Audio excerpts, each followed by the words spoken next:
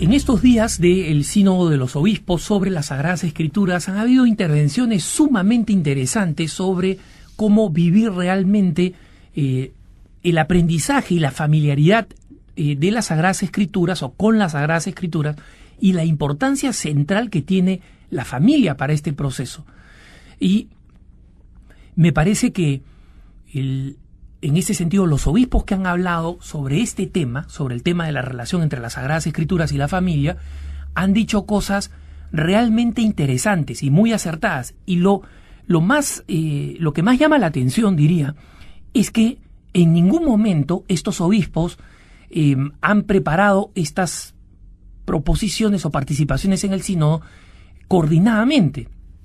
Hay que recordar que en el sínodo de los obispos, cada obispo, arzobispo o cardenal trae preparada su propia intervención, ¿no? O la prepara allí y en consecuencia cada uno aborda el tema que considera importante y en el lapso de 2 días 4 o 5 obispos por lo menos se han referido a esta relación entre las Sagradas Escrituras y la familia.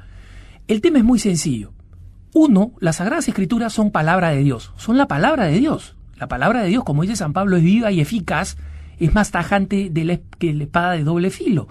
Y por otro lado, si nosotros recordamos lo que dice San Agustín, que nosotros hemos sido creados por Dios y nuestro corazón seguirá inquieto hasta que no descanse en Dios, ¿cómo no vivir el encuentro con las Sagradas Escrituras? ¿No? ¿Cómo no vivir una relación con las Sagradas Escrituras que es la palabra de Dios, la gracia de Dios transmitida a través de las Escrituras?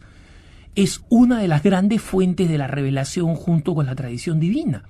Entonces tenemos allí la palabra viva de Dios que nos está interpelando, que nos está enseñando, que nos ofrece a Dios mismo.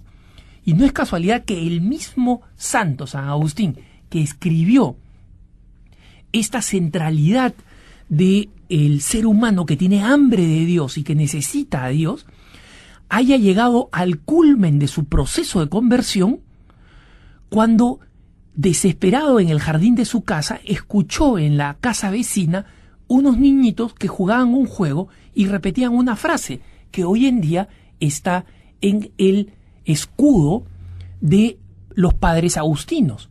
Tolle lege, en latín, toma y lee, toma y lee. Y San Agustín escuchó esta cantaleta de los niños y lo que hizo fue ir donde estaban las Sagradas Escrituras, tomarlas y leer. Se encontró con un pasaje decisivo de San Pablo y definitivamente selló su largo y agónico proceso de conversión, ¿no? Entonces, las Sagradas Escrituras pues están vivas y traen un mensaje fundamental. Eso lo sabemos todos los católicos, pero lamentablemente no siempre lo practicamos, sobre todo cuando se trata del seno de los hogares, ¿no? En los hogares no solemos estar preparados o no solemos estar dispuestos a tener este momento de gracia y de transformación, este momento de fortaleza y de entrega, ¿no? Y muchas veces yo me he encontrado con padres católicos de muy buenas intenciones que tratan de asegurarse que los hijos tienen algún tipo de familiaridad con las Sagradas Escrituras, pero al mismo tiempo tienen un poco como la esperanza ciega de que eso lo aprendan en el colegio, sobre todo si están en un colegio católico, o que lo aprendan a través de las clases de religión. Eso jamás va a suceder. O, mejor dicho, si sucede, va a ser porque el colegio católico es un colegio extraordinario, pero los padres están corriendo un riesgo cuando no son ellos los que enseñan las Sagradas Escrituras. Las Sagradas Escrituras no significa obligar a los hijos a leer la Biblia, sobre todo cuando son pequeños. Significa irlos familiarizando con las historias de las Sagradas Escrituras. Es decir, todos nosotros contamos cuentos a los niños. Los niños nos piden que les contemos un cuento. Los papás, las mamás, tienen que contarle cuentos a los niños. Si no lo hacen, deberían hacerlo, ¿no? Y al momento de contar esos cuentos, perfectamente lo que puede hacerse es narrar las historias extraordinarias de las Sagradas Escrituras. Por supuesto, ¿cómo van a hacer eso los padres si no las conocen? Entonces los padres tienen que ser los primeros que lean las Sagradas Escrituras. Si los papás no leen las Sagradas Escrituras, no esperen que los hijos lo hagan. Y así llegamos a circunstancias como la que alguna vez viví cuando uno de los periodistas más importantes del Perú y director de uno de los medios más influyentes, durante una visita del Papa en la década de los 90, juntó a un par de periodistas en ese entonces bastante jóvenes, yo estaba recién practicando, y nos dijo, mira, este Papa es brillante. Y le dijimos, bueno, sí, es que es brillante. Mira que esta extraordinaria, esta figura que ha usado, ¿cómo se llama? De la parra de uva, la vid, le dijimos. Sí, esa de la vid, y luego los sarmientos, ¿no? Que si se separan no reciben la savia, ¿no? Esta de la vid y los sarmientos. Tengo que confesar con vergüenza que como en ese entonces era pues un novato, un novel, me dio vergüenza decirle, oye, ese no es el Papa, es Jesucristo, ¿no? Y total, si es que esto inclinaba pues favorablemente a un periodista agnóstico a favor, digamos, de tener una opinión positiva del Papa, yo me daba por bien servido. Pero hoy en día le diría, oye, mira, ese pasaje está en las Sagradas Escrituras, y tú que sabes todo de política y de economía, de sociedad y de historia en el Perú, cualquier evento de política él lo podía citar y además trazarlo o ligarlo con episodios en la historia del Perú. Era increíble que este señor no supiera la parábola de la vid y los sarmientos que estaban en la Biblia, ya ni siquiera pedirle pues que diga en el Nuevo Testamento, mucho menos los evangelios, ¿no? Simplemente que dijera está en la Biblia. Entonces, ¿cuántas de estas parábolas o historias, pasajes de la vida de Jesús, son extraordinarias para contar a los niños? ¿Y cuántas de ellas incluso se pueden leer directamente? La multiplicación de panes y peces, por ejemplo, ¿no? El sermón de la montaña. ¿Cuántos pasajes se pueden leer directamente y ser totalmente comprensibles para los niños? Nadie pide que a los niños se les lea pues el Apocalipsis, la carta a los hebreos, la carta del apóstol San Pablo a los romanos. No van a entender nada. Conozco muchos adultos que no comprenden, ¿no?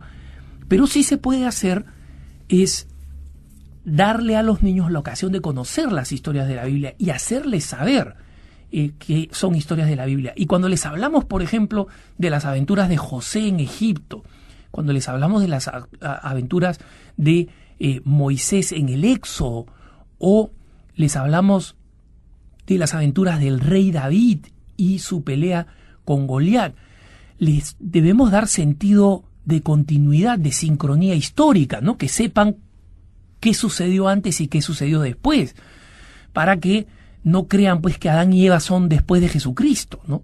Entonces, y los niños tengan un sentido de continuidad histórica y de continuidad bíblica. Pero hay otra forma también sumamente interesante, que es el cardenal Ennio Antonelli, que es el presidente del Pontificio Consejo para la Familia, al que sucedió en el cargo al querido, recordado y llorado cardenal Alfonso López Trujillo, y que justamente señala que una extraordinaria manera de vivir la Sagrada Escritura en el seno de la familia es siguiendo el ciclo litúrgico, y él propone tener una pequeña lectura siguiendo la lectura del día junto con la familia antes de salir, y tener una pequeña reflexión diciendo, en esta lectura del día esta frase es la que vamos a acentuar, ¿no? Ustedes ven en Así Prensa están las lecturas del Evangelio del día, y esa lectura se puede utilizar para decir esto vamos a acentuar. Y si la familia no tiene tiempo para realizar esta actividad cotidiana, la puede hacer en preparación a la misa dominical. El cardenal Vinko Puljic, que es el arzobispo de Sarajevo, decía que ha resultado un excelente instrumento de catequesis promover en las familias la lectura de la Sagrada Escritura del domingo, 1 o 2 días antes de la misa dominical, y donde la familia de alguna manera se compromete, vamos a trabajar en esto, ¿no? Esta Sagrada Escritura nos invita, por ejemplo, a vivir la caridad con los necesitados, o a vivir el cuidado, a vivir el perdón. Entonces vamos a perdonarnos si algo nos ofendemos durante esta semana, o a vivir la reverencia y el cuidado, vamos a cuidar las cosas de la casa, vamos a tratar de arreglar alguna de las cositas que en la casa no están bien, etcétera. Es decir, existe una variedad enorme de posibilidades. Yo como consagrado lo experimento en nuestras propias comunidades. En muchas de ellas el sábado es un día ideal para hacer una lección divina, una meditación de las Sagradas Escrituras, especialmente del Evangelio del domingo, y resulta un episodio o una práctica profundamente enriquecedora, ¿no? Y perfectamente se puede aplicar y vivir en familia. Existen pues múltiples formas de comunicar las Sagradas Escrituras en el seno de la familia. Lo importante, como decía el arzobispo Jesús Pérez Rodríguez de Sucre, Bolivia, tenemos que hacerle llegar el texto bíblico a todos, pero especialmente comenzando por los niños. ¿Y cómo vamos a llegar a los niños? La familia. Que tengas un buen día.